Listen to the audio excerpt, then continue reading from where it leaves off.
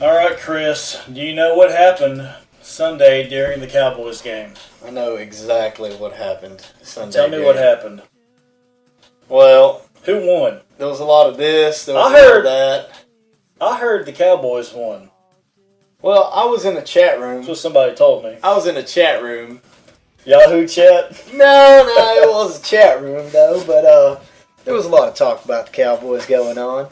And hey, I have a question. You know, people caught.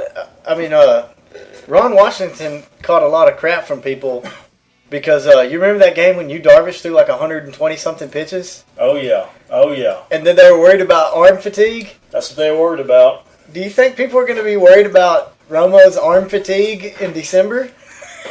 Well, that's good. Hope his arm falls off because he's stupid. I mean, he's a stupid quarterback. He threw the ball 51 times, man. That's a lot of throws for a quarterback. That's a tribute to East Texas Fox station. Right. Which is, of course, Fox 51. Right.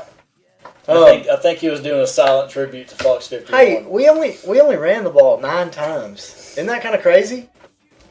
Well, I would like to apologize to everyone because I didn't know that Callahan was going to listen to our show, you know, and actually do what we said. Like, but hey, we won. Like, it was really funny because of us. Well, yeah. I don't want to hear about the players played hard or the coaches made great play calls. We're not going to get any credit for this win. Hey. And that's the sad part. What I like, though, is, like, it was really funny watching the game and seeing a run play. It was almost like Goodell called Jason Garrett and said, hey, if you don't run that ball right now, dude, you're getting a fine, man. Like, I'm fining you. Y'all know y'all can't do that. Yeah. I'm surprised you saw any run plays, like when you turned around from your computer, like whenever you're waiting for a response in the chat room. Right, in the chat room. Surprised you saw it as a run play. Hey, and I mean, like, I would think that as a running back, DeMarco Murray would be like, hey, man, let me run the ball. But I think he went over there and was like, dude, I'm perfectly fine with you not getting me killed, running the ball again, you know, with this offensive line. But could you throw it to me like a swing pass or something? I think you're onto something. I think he said, Coach, statistically, every 10 touches I get hurt. Yeah. So if we could just give me 9 and let me recover for a week, right, you'll still have that threat in the backfield.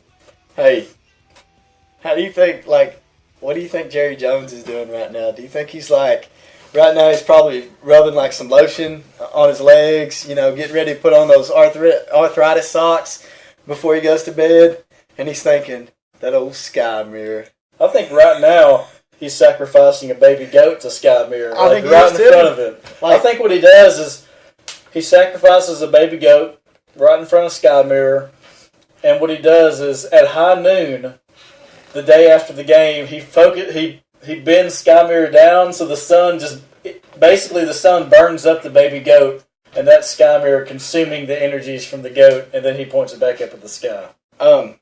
I forgot to tell you this, and I probably should have said this off the air, but I forgot, and I don't want to forget, so if we're recording and I tell you this. We share everything with our audience. We have a guy who wants to sponsor us.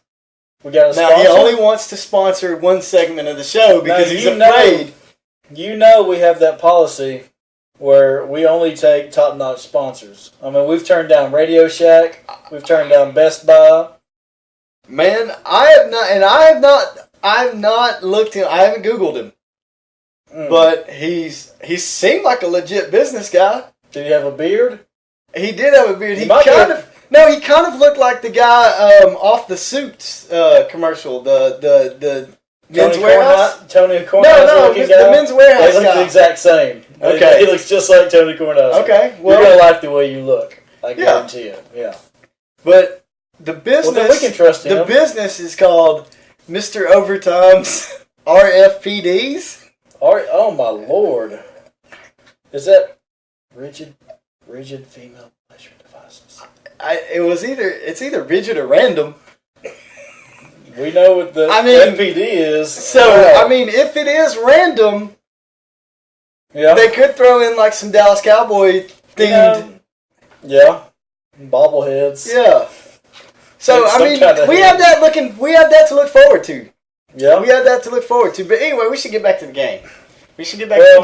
Something that I noticed was Tony Romo averaged .2 more yards per completion. So he's obviously a better quarterback than Christian Ponder. Hey, was there any doubt in anybody's mind who was the best football player on that field Sunday? I know who it wasn't. Who? It damn sure wasn't Adrian Peterson. Dude. What did he do besides run into some people and fall down? I don't know, but... Man, he's stupid. I guarantee you... He just needs to go I guarantee you right now, Jeff Heath is having nightmares about Adrian Peterson. And I'm pretty sure that somewhere out there, there's a YouTube video that already has about 4 million hits on it of that Adrian Peterson run. With some rap music in the background that slows down when they hit. About 6,000 of the comments on that video have something to do with Jeff Heath being a P-A-W-B. P-A-W-B. I'm sure we can all figure that out. I'm sure we can all figure out what that means. Yeah. I want to think about it. But, man. You know what I imagine that YouTube video is like? Like it's real time, it's like the regular clip from the game, and, they're running, you hear the hits, the linemen, and then right when Heath and Peterson collide, it stops and goes real slow, and the camera starts moving around like the Matrix. Yes. And that song turns on. Feel like I am just too close to love. You know how people do the memes? Where, they'll take, some random football player and they'll put that Berkman face on there. Yep. I want somebody to put a chair underneath Adrian Peterson right at that moment when he fell. Because it looked like all of a sudden he, hit a chair and was able to stand right back up. Hey, you know what happened? And everyone just credits Peterson. But there was a dude holding his ass. Rudolph was holding his He put his hand under his taint and pushed up with you know how kids give each other boosts at the gates, they lock their hands. That's exactly what happened. He did that to Peterson's butt and pushed him back up. Well, and that's why I said I want to see a chair underneath there. Look, that was a great example of how I don't care how good of a football player you are, I don't care how hard you work. If you ain't physically there, you just ain't physically there, right? Because dude, Heath was in the right spot. He popped that sucker. He wrapped up right. Instantly when it happened, I was like, wow, what a play, Heath. And then you heard the record go, scratch. Peterson rammed him again, and he was just fell down. And man, all of a sudden he looked like a shelf stalker at Walmart. He turned from safety, NFL safety, to the only thing that could have made that better is if Cole Beasley would have ran out there and just gave Jeff Heath a high five and a slap on the butt and said, "Man, that was a good try." Good effort. Man, I'm still disturbed by you saying "pob." I think we know what "pob" means. Well, just imagine every time you've searched for "pog," and imagine if "pobs" came up instead. How would you feel? You'd be pretty pissed off. Well, I would be even more pissed off if I was Jeff Heath and every time I searched for Pog came up and my face was right there by it. But, man, why did Minnesota abandon the run? It was obvious that they could do whatever they wanted to. Hey, and what was even weirder is, when the Cowboys went into that prevent defense right there at the end of the game, wasn't that, more of an invitation for Peterson to run? Obviously we couldn't stop him when we had 11 in the box. Yeah, I gave it to him anyway. What makes you think we're going to stop him when we got 5? So, I don't know. Maybe Leslie Frazier was thinking, hey, we ought to let this Christian Ponder guy try to, do something here. But man, I don't know. The Vikings lost that game because they're stupid. Yeah, they're just dumb. You sounded like Ed Carter when you said that. Well, they need to go away because they're stupid and dumb. It's a waste of time. Why do we even put them on the schedule if they're going to be so stupid? And oh God, get out of our stadium. I was kind of hoping the Cowboys were gonna. No, I wasn't hoping they were gonna lose, but I was hoping that some major changes were going to be made after this game. But it seems like we're going to stay right where we are, and we're going to mosey on into New Orleans after the bye week, and we're going to get beat. And then we're going to mosey on into the next week. And we're going to win. Probably going to get beat 31-3. 31-3. We're going to get beat 31-3. Hey, how bad a luck do you have to beat the Cowboys? You faced the best quarterback in the league. You faced the best running back in the league, the best wide receiver, and now you got the best tight end in the league coming up. I think it's karma. It is karma. That's what they get. It is karma. For all the horrible things they've done. All the people that Jerry Jones has killed to acquire Sky Mirror. Can Sky Mirror go on the road with us? I'm kind of thinking he should. Sky Mirror is sitting there right now saying, you can try to take me on the road. See what happens. I like it here in Arlington. I like to give... Gordon Keith gave Sky Mirror, have you heard it? Yes. A really deep demonic voice. Yes. I would like to give Sky Mirror like a sassy black girl voice. Like, no, you did. I kind of pictured Sky Mirror having like a Mr. Garrison type voice off of South Park. Mr. Hand. Yeah. Turn your books to But so New Orleans is coming up. Yep. New Orleans is coming up. New Orleans is what do you coming think? Up. I think based on the fact that the Cowboys just won, they're going to lose. Didn't they lose to the Jets the other day? New Orleans? Yeah. Probably. They did. How do you lose to the Jets? Because New Orleans sucks. I thought the Jets were like a big dumpster fire this year. Might as well not even play them. Just going to beat them. Well, let's just hope that some things change. Yeah. Some things have to change. Yeah. You can ask our government about that. Hey. You can ask all them liberals out there about that. What do you think about Richard Seymour coming to the Cowboys? Do you think it's a possibility? Seymour. Isn't he... Richard Seymour is the guy that eligible writes... for AA or AARP now? He's the guy that writes those cartoons on Saturday mornings, remember? Like it was like a fox or a dog or something that wore like a cowboy hat. Not like a cowboy hat, but I don't know, it was a blue hat. Hanna-Barbera? Those cartoons? Yeah, it was kind of like that, but Richard Seymour he was the one that wrote those Saturday morning cartoon deals. I'd rather sign Richard Simmons than Richard Seymour. Well, we could put Richard Simmons in the slot. Richard Simmons? We can put that dude in the slot. Let him slowly, drip down. Plug the holes. And drip down through the defense. I can see that. Coming to rest. He'd be a hot mess. And coming to rest on the quarterback's chest. He'd be a hot mess on that defense. Well, all right. We're done. We're finished. In more ways than one.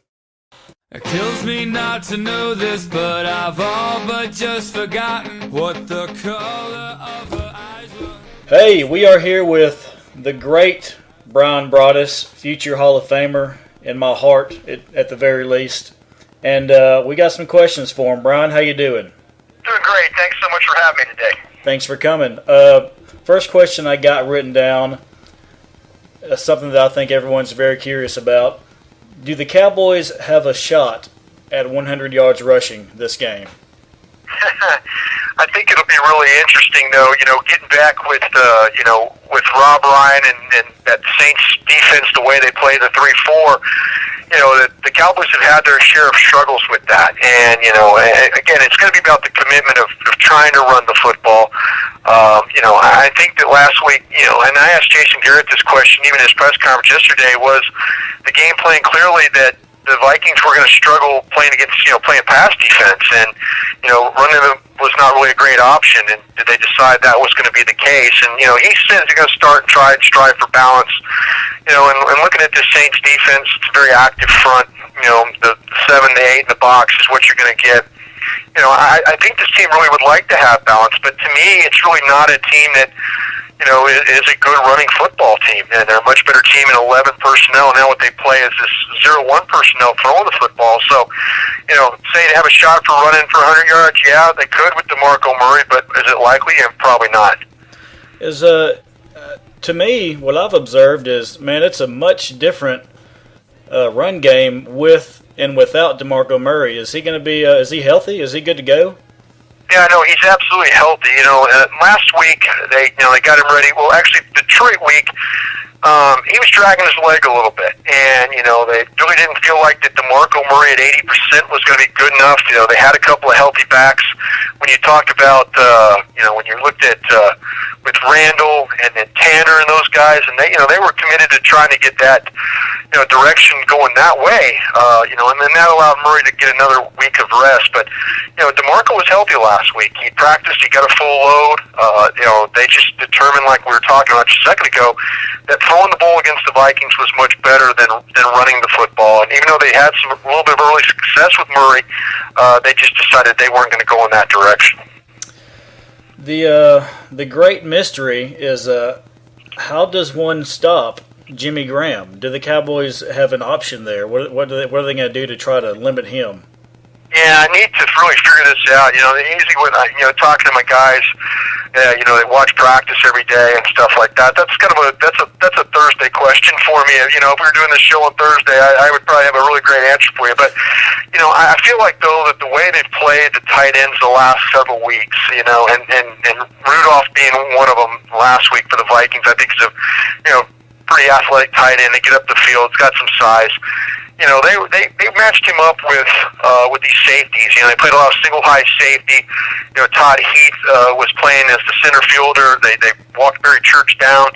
The way that Monty seems to play these tight ends is to try and walk somebody, and this is since the San Diego game, is trying to walk somebody up over the top of these tight ends and don't allow them to get up the field. I thought last week against Rudolph, they did a really nice job of that, at least not allowing him to be a factor in this game. So I anticipate you'll see some more of that with Church. Some of the linebackers. Durant played on some coverage last week.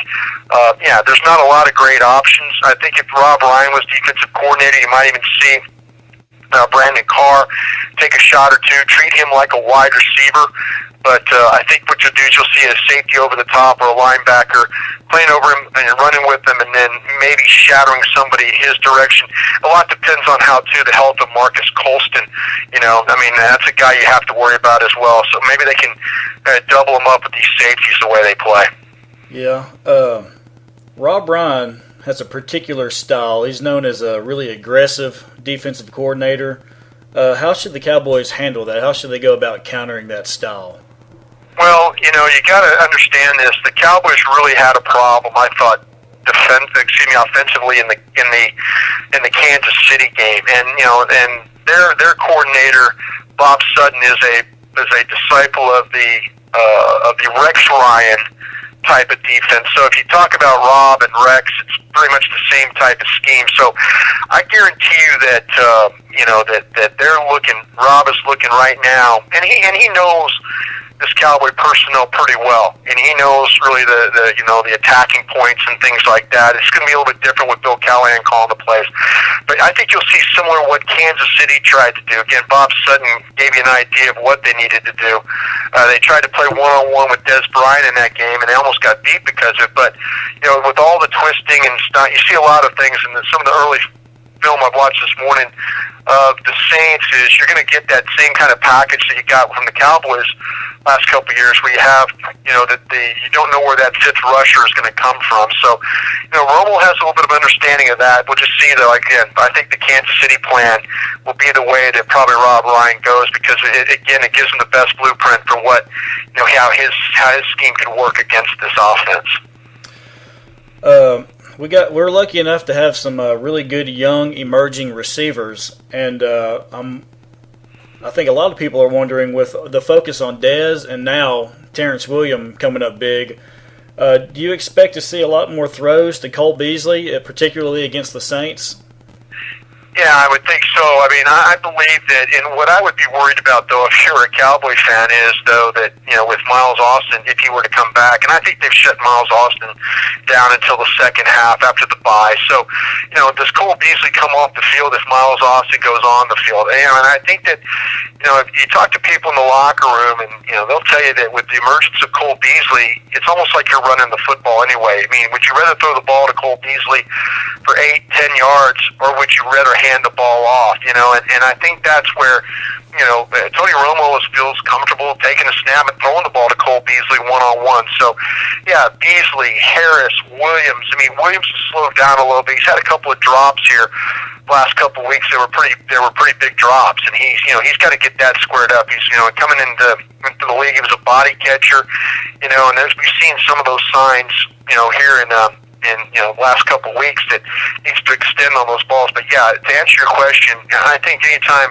that Tony Romo has Cole Beasley on the field, you're going to see throws go his direction. I'm a big fantasy football guy, for better or for worse. I'm not proud to admit it, but I am. And I've noticed there always seems to be like one seemingly random Saints skill player that has a huge game. Whether it be a receiver, Marquise Colston, or tight end Jimmy Graham, or Sproles. Who do you think that player will be if you had to guess? Yeah, I'm just the opposite of you. I can care less about fantasy football. So, respect. Yeah, I mean, and I don't mean that any disrespect to anybody out there who loves fantasy football. I think that, it gets a lot of people interested in the game. I think that, with all the Saints, you can take any one of their skill guys. Now, Sproles is a guy that's interesting because he suffered a concussion last week. Colston hasn't been healthy, and Graham really hasn't been healthy. So, to me, it's all about this quarterback and his ability to make plays. That's where you have to worry about, with this team. So, they've got some guys that have emerged, and I'm like I said, I'm looking forward to looking at their offensive film here in the next couple hours and seeing who those guys are. But again, they've got some banged up players. Again, Sproles has got to pass some concussions tests this week. If he can do that, then he's part of the game plan for sure. And but I would be real interested to see, as long as that quarterback's in there throwing that ball, it doesn't matter who you put out there. These guys are going to find ways to make plays. Yeah, and I think that's one of the reasons you always have seemingly it's just some random guy stepping up and getting... Lance Moore, guys they always have guys that do step up. They got a lot of that's an outstanding football players. There's no doubt about that. But, yeah, I think that those three guys you named, those are all kind of guys that have been banged up at one point or time or another in this season. If someone set the over and under on Drew Brees passing yards at 400, what would you take? I mean, we tend to give up a lot of passing yards. Yeah, Cowboys. I think that, again, a lot of it depends on Sproles, Colston, those types of guys, because you do get a lot of loose plays. I mean, Colston gets the ball thrown down the field to him quite a bit. He's a guy who attacks the middle of the field, makes those types of plays. Sproles is a guy that throw the ball to underneath the screens and stuff like that. They get a lot of loose plays that way. If those guys are not healthy enough to go, well, that takes a big chunk of their offense away. So, if they're not playing, then I would probably go on the under. Now, is it going to be 395 yards? Well, maybe so. But, yeah, this defense has had their struggles, especially when they haven't been able to get pressure, as far as, to make people have to, throw the ball or get rid of the ball. I mean, they've done pretty well against quarterbacks that aren't very good. But the quarterbacks that are good, the Mannings, Rivers, guys like that, they seem to have a little bit of their struggles. The one thing this defense has been able to do, though, is create turnovers. And they might give up a lot of yards, and heck, they were one holding penalty away from the other day from winning this football game. So, and that's with even giving up 600 yards. But they created 4 turnovers. They created some turnovers in this Vikings game. So if they give up yards but continue to create turnovers and give this offense a chance to score, then that's the most important thing. It's just in the Detroit game, they couldn't win the game. They get 4 turnovers, but they get 10 points out of it. So, again, it probably didn't answer your question, but you have to check the availability of these Saints. They're big-time players, and if in fact, they can put up the yards that we've seen with them before. Well, clearly this is the NFL. We have no idea what's actually going to happen. All we can do is guess. And Bryan, you're a great guesser, and man, I really appreciate you being on the show. Well, thank you very much for having me. It's really nice, and you guys are doing some good things, so keep going the way you're going. Cool, man. Appreciate it. We will be right back.